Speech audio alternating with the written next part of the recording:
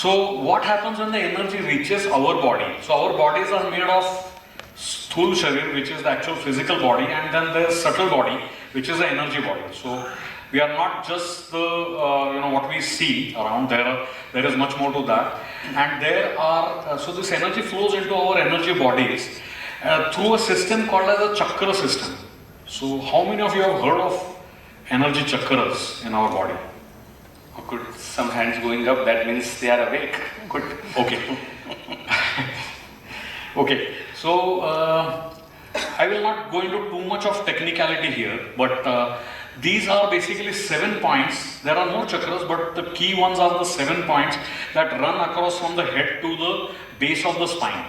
So these are not physical, you don't see them, but they are there. They correspond to certain key nervous system junctions in our body. So one at the base of our spine, one just above it, one above the navel, one at the chest, the fifth one at your throat, the next one is at your in between your eyebrows, and the one at the top of your head. So there are 7 chakras. The one at the base is the Muladhara, or the root chakra. It is red in color. There is even a mantra or an akshar that is associated, a letter that is associated with it, which emits the same frequency at which this chakra operates. So it is called Lam. Okay. The second one is the Swadhisthana or the Hara chakra, which is orange, which represents the orange frequency, and it is called Vam. So Vam is the letter that represents the Swadhisthana. The next one is a Manipur. Manipur represents the yellow frequency and has the akshar as Ram. So that is the akshar that is associated. Fourth one is the heart chakra or the Anahata, which is green, represents the green frequency, and is represented by the letter Yam. Okay, when I say colors as you all know are associated with different colors have different frequencies. So we are energetically or in physical terms we are talking of different frequencies. So different chakras operating at different frequencies associated with different emotions and different aspects of our life. Okay, the fifth one is the throat chakra or Vishuddha, which represents a light blue color, the sky color, light sky blue, and is represented by the letter Hum. So the next one is the top 2 chakras, or we will not focus a little bit on them. Those 2 are the ones that connect us with the universe, so in an energy level.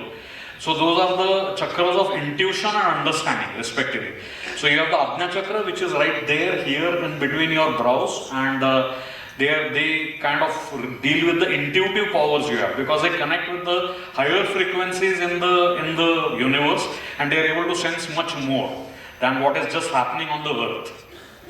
And then you have the Sahasrara, the crown chakra, which is represented by the don't go by this, is actually Soham. So Soham is what connects us to the to the universe. It's a direct connection to the universe, and it's about understanding the whole life. So people who are enlightened, Gautam Buddha, they have all their chakras open, including the Sahasrara. So they are like completely one with the entire universe. Right? So that's where they operate. But for us mortals, we are more in the chakras. The majority of the fight for the current population is we are fighting in the lower 3 chakras, which is the Muladhara, the Swadhisthana, and the Manipur. Yeah. Just want to add, connect to the previous slide, the energy that we saw coming from sun, that actually has 5 different frequencies inside it, okay? And those 5 frequencies relate to the 5 great element. Pancha Mahabhuta is our way of looking at the world, right? The physical world. So, interestingly, so they have shown all these elements that these elements also relate to a particular chakra. So they are like Earth, Prithvi, Jala, Agni, Vayu, Akash. There is a specific order to this things also. I mean, I have studied Ayurveda to an extent, and they also use this Pancha Mahabhuta model a lot.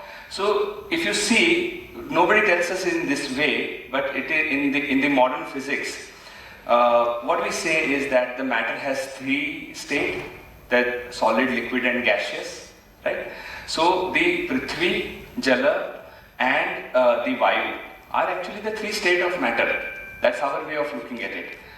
Agni is all forms of energy, because energy is what drives everything. And Akasha is the space where everything is happening. Right? So that's why, and you just think of it, you will not get a sixth thing which makes all of us. There is nothing. These are the five things, interplay of these five frequencies or Mahabhutas that plays out in the world and makes the life happen, and you know, everything in our life is all about that. Everything in our body is about that. And those elements receive the energy essentially from sun, and related to these chakras, there is an astrological connotation also. The rightmost column, you see that all of them are also related to one planet. So you can relate it to the astrological chart. So see, this thing that we have been, you know, bombarding you with, is that this is 30 years of research. What it is doing is, there are so many ways of looking at the reality, right? The astrology, the Vastu Shastra, the chakra system, right? And they are all interlinked.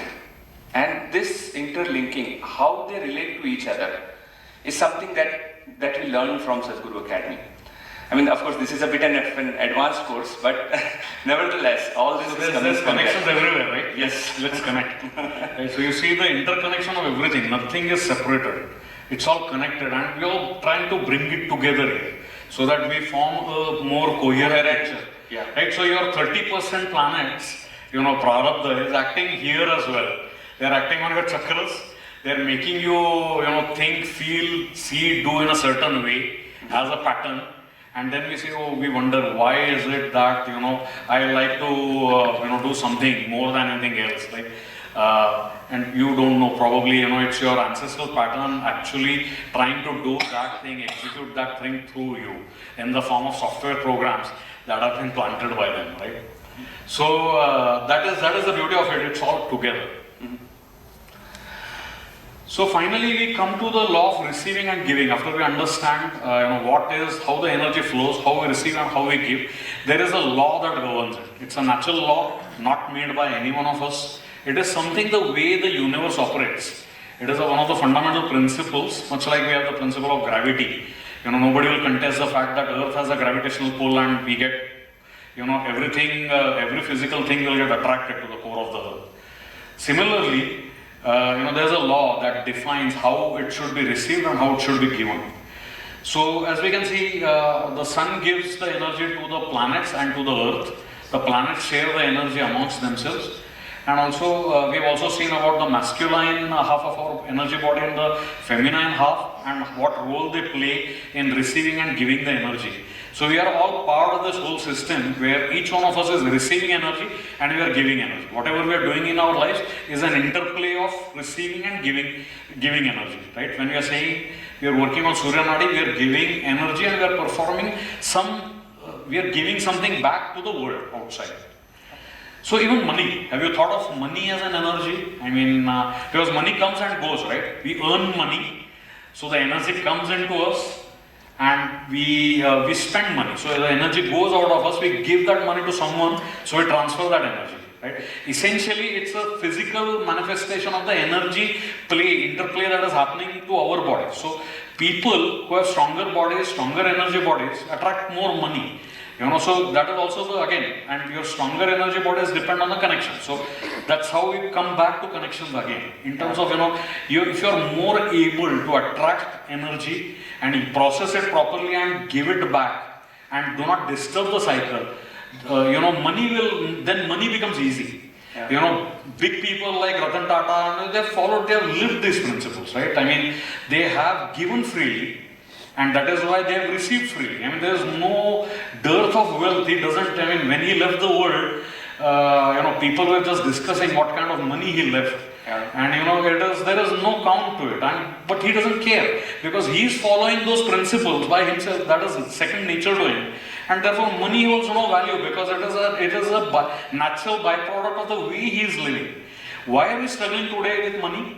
Is because we are creating blockages in this whole thing through our emotions, through our patterns. Or by just holding to that money, right? It wants to flow. that is a natural flow. The example here written, you can check on the internet, that Tata Group, and especially headed by Ratan Tata, they used to spend 66% of their profits.